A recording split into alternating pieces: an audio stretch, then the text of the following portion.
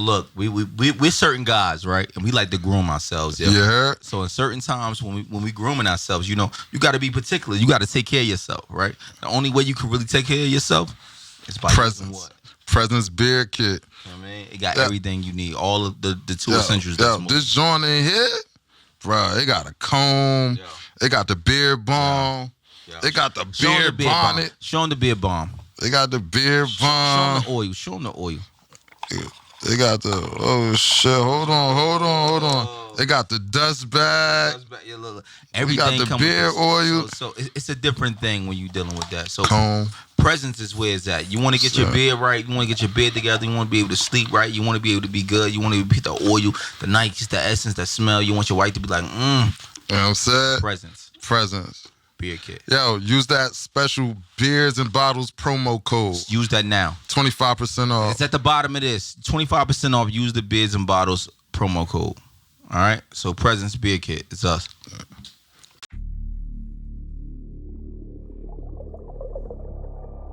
Yeah.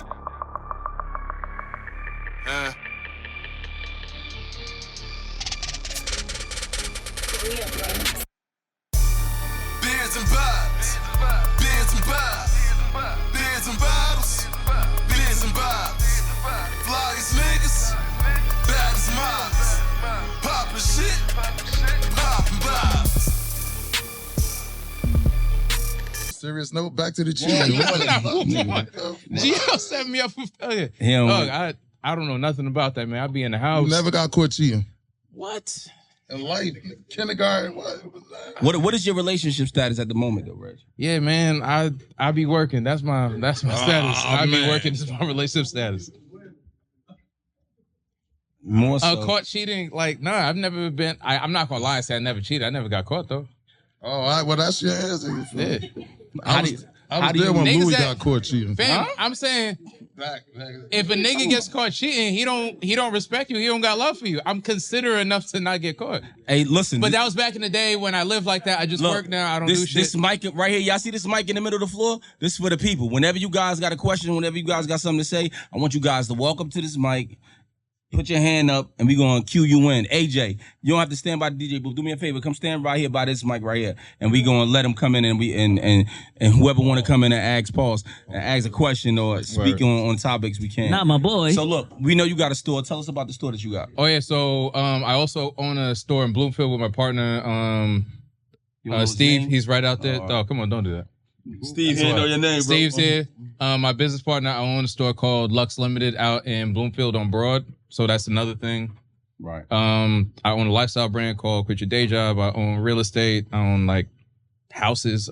You just don't cheat though. You do everything. Nah, man, I be working. See, I got mad shit going on. I don't have time. Crazy, this guy. So look, tell us about like how you came from the space that you in now, right? Yeah. I mean, you just got here. You was building maybe the past 3-4 years. You've been in the space. Maybe 5 years. You've been in this new space. Which space? The building that you at now. Where the studio's at. Right. So tell us how you got from there before you came there when you was in Newark, who you were dealing with, how you got there, and what was the situation. Because everybody don't understand how the podcast game actually works, how the business, on the business end. You know what I mean? You don't have to obviously give up all the details. No, I don't mind telling people how to do it. Well, tell us how it happened. No, I'm talking about how you went from doing your own thing when you were working for the mayor, so on and so forth. I want you to give us some of that story into transition. Oh, the mayor was a client. I didn't work for him, but we basically I started off, so when I was podcasting, this was like maybe 10 years ago.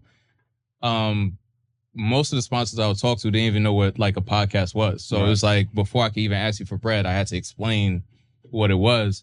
And in a lot of ways, it was easier to get bread because like you didn't really know what the numbers were. So I could just say some shit and then it sounded good and they'd write a check.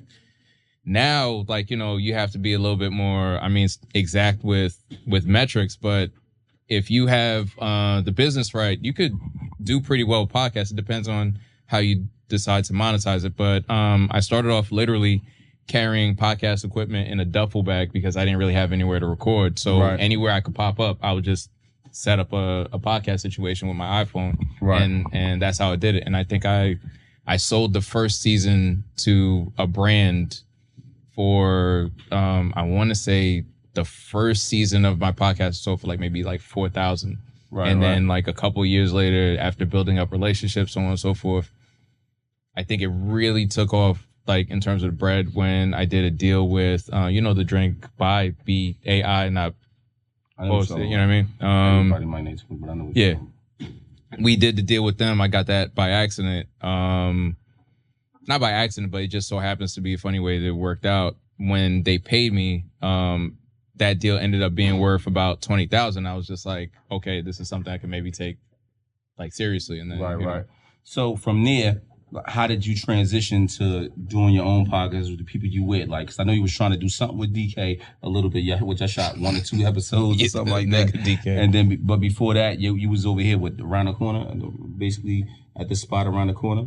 Yeah, so I had a partnership with a local share space called Equal Space. Like I want to say this was like 5 years ago, and Roz's team had, I guess, approached us, and I was producing his podcast when that first came out.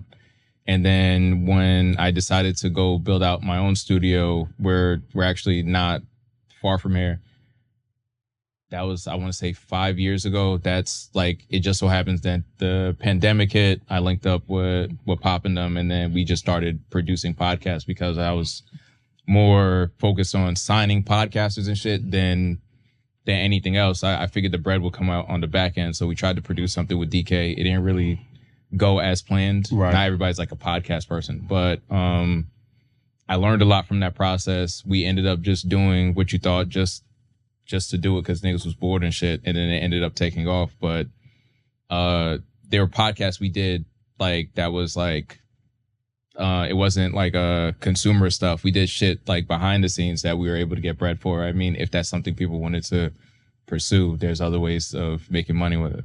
Right. So look, a lot of people don't know, like, you know what I mean, the digital game is only a couple ways you make money, 3 legs. Could you explain those? When I say 3 legs, I mean marketing, you know what I mean, producing content, so on and so forth. Could you explain how to make money from the podcast?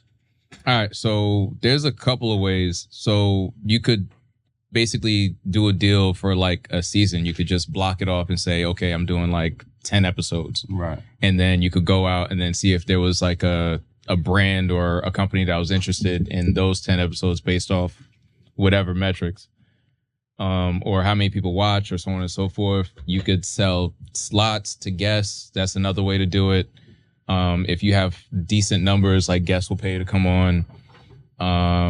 YouTube doesn't pay that great. I mean, it's decent, but YouTube doesn't pay that great. If you're able to build out a community, I tell people like niggas be so focused on getting millions of followers. If you get like 10,000 people to fuck with you heavy and they're each paying like $5 a month, like you're straight. That's a different aspect. I was going to ask you that as the next. So talk to us about, you know what I mean, building your own audience. Bro, this shit feel like class. Come on. Yeah, my bad. All right, my bad. I get it, man. We gotta. Not my boy. We gotta stay in the realm that bro in. I get it.